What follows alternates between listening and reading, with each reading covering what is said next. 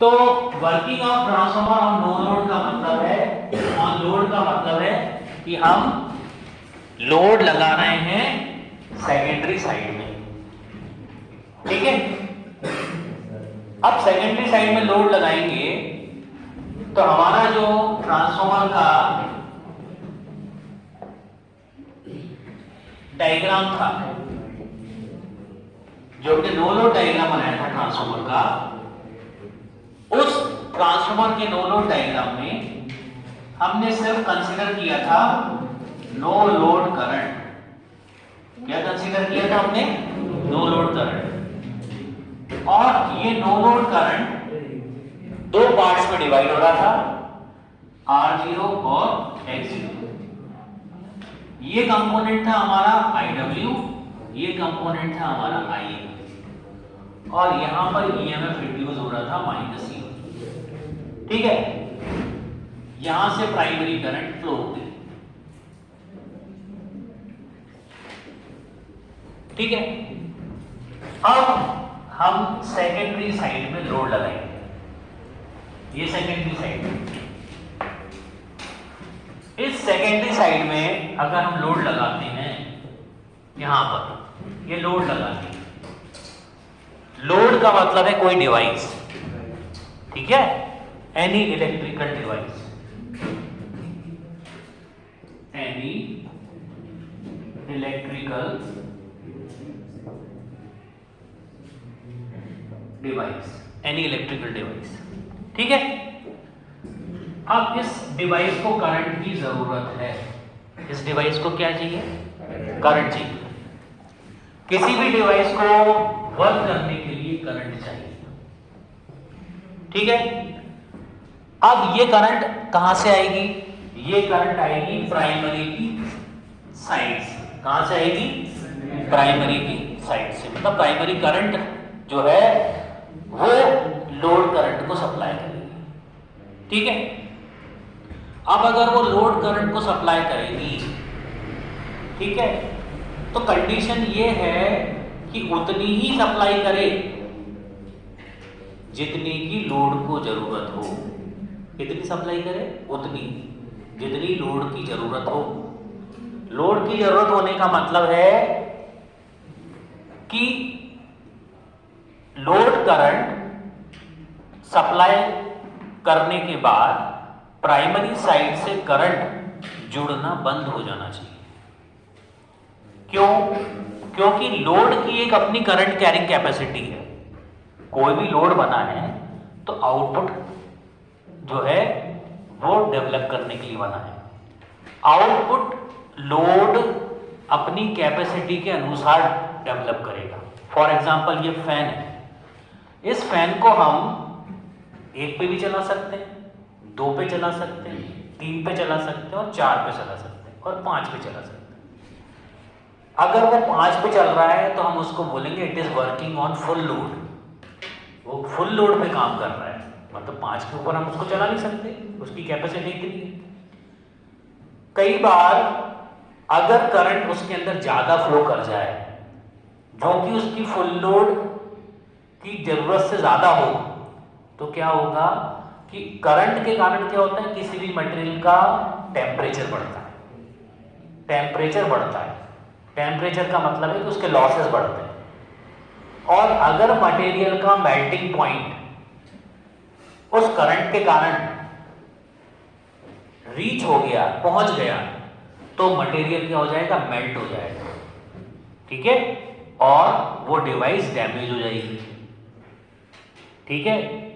तो कोई भी डिवाइस, आपने घर में सुना होगा ना कि कोई इलेक्ट्रिशियन आता है, बोलता है आपका तो पंखा चल गया। बेसिकली होता क्या है कि जो वाइंडिंग्स होती हैं फैन की, उनकी जो करंट की रिक्वायरमेंट है उससे ज्यादा करंट उनको मिल गई, ठीक है ना, उससे ज्यादा करंट उनको मिल गई। अब वो उतनी सहन करने लायक थी फुल लोड के बराबर, लेकिन उनको फुल लोड से ज्यादा मिल गई। अब ज्यादा मिल गई तो क्या हुआ? वाइंडिंग्स का टेम्परेचर बढ़ गया। टेम्परेचर बढ़ गया तो वो क्या हो गई? मेल्ट हो गई और हमारा डिवाइस डैमेज हो गया। तो अब इंपॉर्टेंट चीज ये है कि जितनी हमको करंट की जरूरत है उतनी ही आनी चाहिए, उससे ज्यादा नहीं आनी चाहिए। मतलब प्राइमरी में जो करंट जुड़ेगी लोड को सप्लाई करने के लिए, वो एक लिमिट मतलब फुल लोड तक जाके बंद हो जाए। फुल लोड तक जाके फिर जोड़ना क्या हो जाए, बंद हो जाना चाहिए ना। अगर वो चलती रहेगी तो डिवाइस जो है वो उसमें करंट ज़्यादा पहुंच जाएगी। मतलब कि लोड साइड में करंट ऐड होगी प्राइमरी की वजह से, लेकिन प्राइमरी में करंट उतनी ही ऐड हो जितनी लोड को जरूरत है। बात समझ में आई? अब मैं 1 पे पंखा चलाऊंगा तो करंट अलग होना चाहिए, 2 पे चलाऊंगा तो अलग है, 3 पे चलाऊंगा तो अलग है, 4 पे चलाऊंगा तो अलग है, और 5 पे चलाऊंगा तो फुल लोड करंट है। उससे ज़्यादा करंट डिवाइस हैंडल नहीं कर सकती। ठीक है, इसीलिए जब हम किसी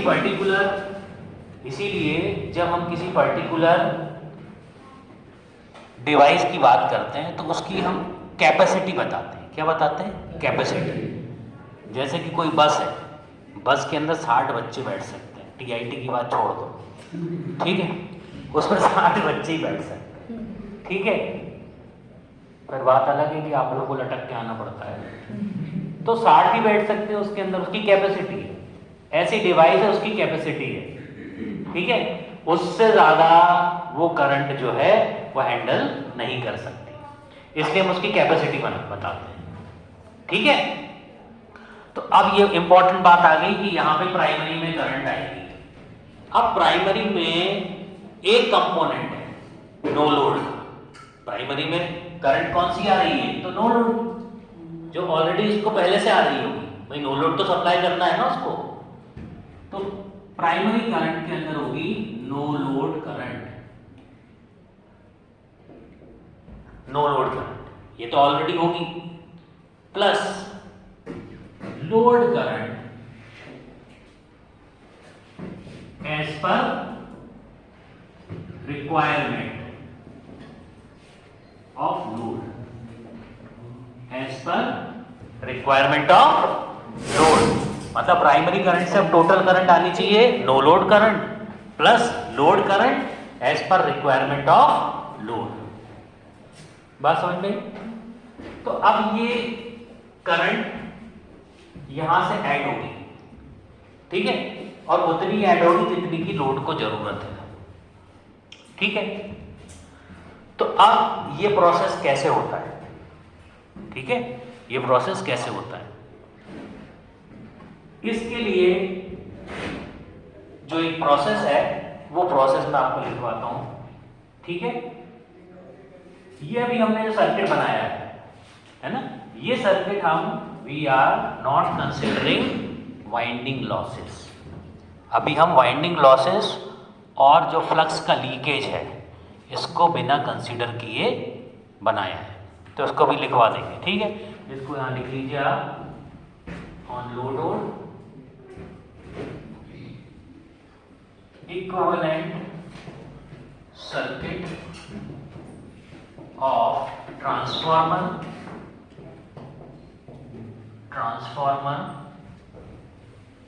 without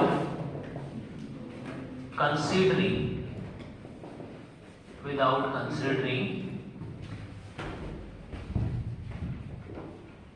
transformer on load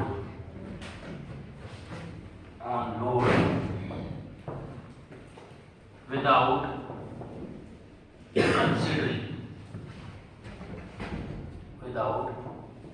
considering winding losses and flux loss due to leakage.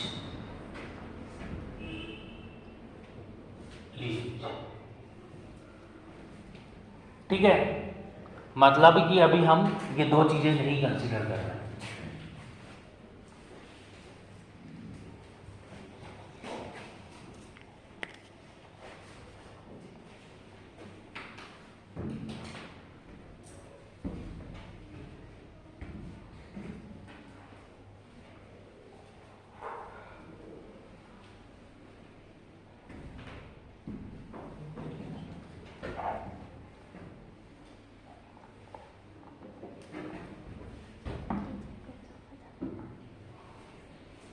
ये सब नोटेशन तो आपको पता है, इनको बताने की जरूरत नहीं है। ठीक है, N1 नंबर ऑफ टर्न्स है, N2 नंबर ऑफ टर्न्स है, फ्लक्स यहाँ से यहाँ लिंक कर रहा है। ये हो गया आपका मैग्नेटिक कोर। ये क्या है बेसिकली? मैग्नेटिक कोर, ये मैग्नेटिक कोर। ठीक है,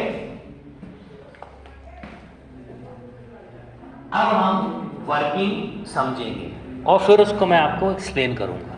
पहले हम लिखेंगे, ठीक है, ताकि आपको पता चले कि हो क्या रहा है।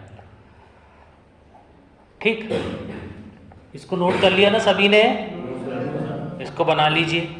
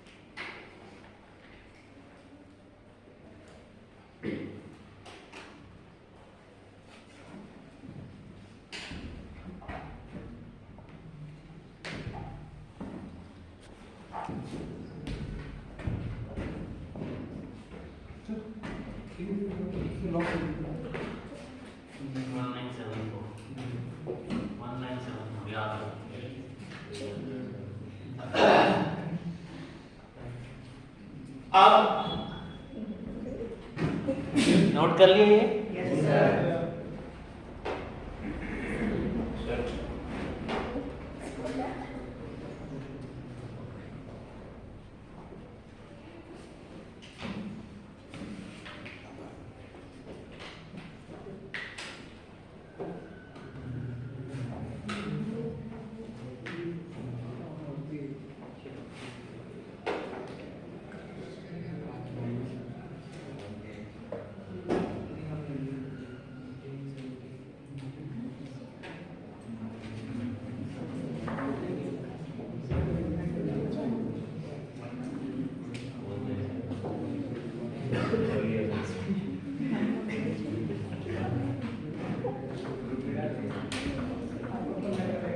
नोट कर लिया? Yes sir. अब हम ये प्रोसेस लिखते हैं कि ये जो लोड करंट है वो ऐड कैसे हो रही है, ठीक है, और उतनी ही मात्रा में ऐड होना चाहिए। ठीक है, तो we will write down the whole process.